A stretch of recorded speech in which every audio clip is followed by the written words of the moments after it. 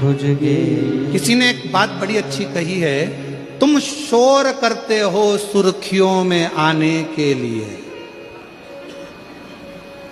तुम शोर करते हो सुर्खियों में आने के लिए, हमारी तो खामोशी अखबार में भी छप जाती है, शोर मचाने की जरूरत नहीं पड़ती, जरूरत नहीं। कितना शोर मचाओ,